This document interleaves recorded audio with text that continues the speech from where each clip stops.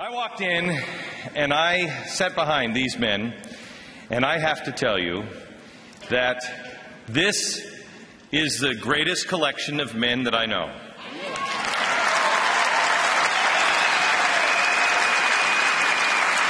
Father, let me start with Father Morris. He said he felt like he was a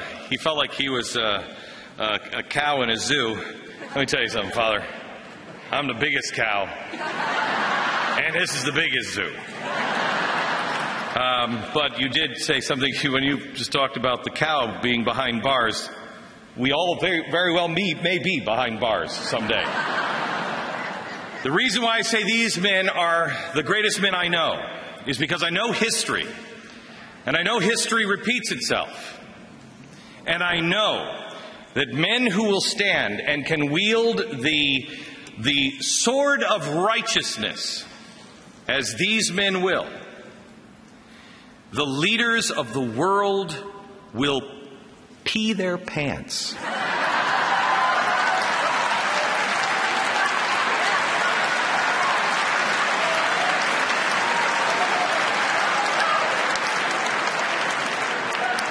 I can't wait for a few world leaders to have a big wet spot right here. I'm waiting for the day.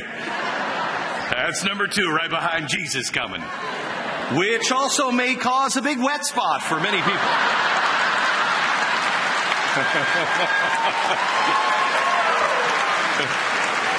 Oh crap, it wasn't just a story. I know history, like David Barton knows history. And these men were the same kind of men at the Revolution. Were the first to be killed, the first to be rounded up. The churches were the first to be burned. Why? Because any population that follows God wins. Any population can be free of oppression and kings. I will tell you, I've been at the stadium all day today rehearsing. And today, the day of service, how many people served today?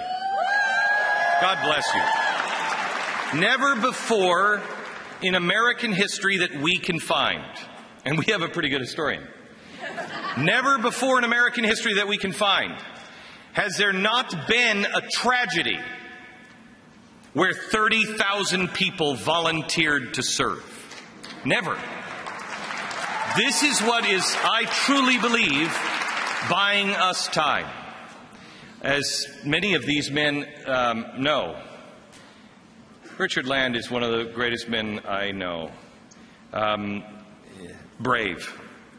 In case you don't know, hello, my name is Glenn, and I'm an alcoholic Mormon. That's a hard one to complete, but I did it.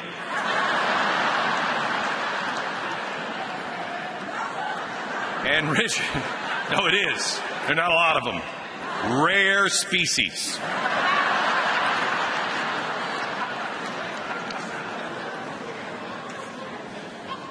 Richard, James, all of these men have stood and listened and counseled and rolled up their sleeves and prayed and stood when it wasn't in their best interest to stand with an alcoholic Mormon. But they knew they weren't standing with me. I was trying my best to stand where the Lord had asked me to stand, and they were doing the same. Let me tell you this.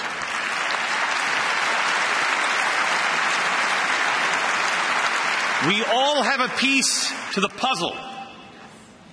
And the Lord is coming, and He is our Father in heaven. And He's made promises and covenants. We're the ones who break it, not Him. And He's coming. And I don't know, I try so hard to understand God in the way that I understand being a dad. And if my kids are arguing, I don't care who started it. And you know the one I punish first? When I come into a room and they're back and forth arguing and I tell them, didn't I tell you just to go in and brush your teeth and you were supposed to put on your pajamas? Yeah, but he was...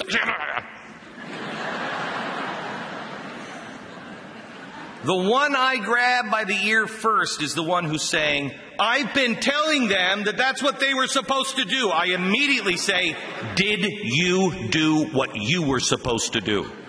Well, yeah. Believe me, when the Lord comes, anybody who's pointing the finger to the other one is in trouble first.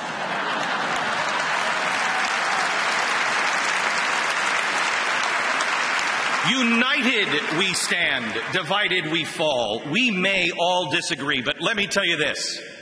My family was destroyed by alcoholism. My mom was an alcoholic. She committed suicide. My brother-in-law committed suicide. I almost committed suicide. I'm an alcoholic. I have seen the ravages of alcoholism and family despair. I've seen it. I've lived it. I am proud to say, with the atonement, I have conquered it in my own life.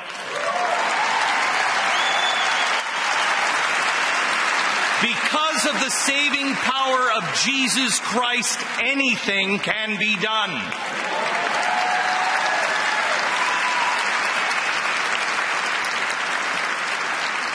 And let me tell you this. Our country is disease-ridden because we haven't been following his teachings. Whether we are sitting there or we're sitting there, we haven't been doing the tough thing. James Robinson, I'll never forget, said to me when I was so afraid to ask these guys to come and meet. This is 3 years ago. And nobody was going to listen to me. I mean,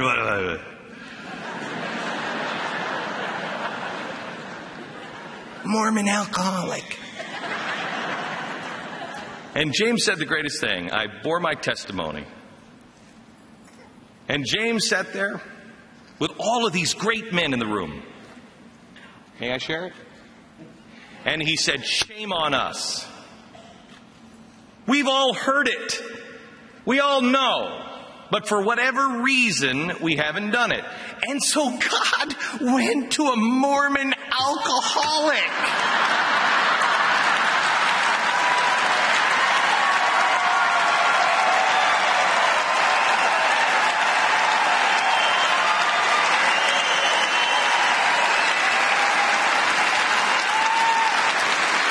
It's great, and I shall make weak things strong.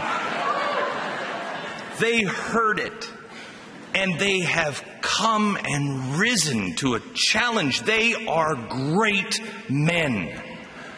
I exhort you to listen to them. I exhort you to go to your pastor, your priest, your rabbi, and you say, have you heard these men? What are you doing? Have you heard these men? If you are a pastor, priest, or rabbi, please stand behind God. Let him be your shield. Let him be your fire. He will protect you. He will guide you. It is imperative. He is not neutral in the affairs of mankind. He is not neutral in the freedom of mankind. America is necessary for his work to be done. And we are not going to be the generation that returns home and says, sorry, Dad, we blew it. Stand and follow great men.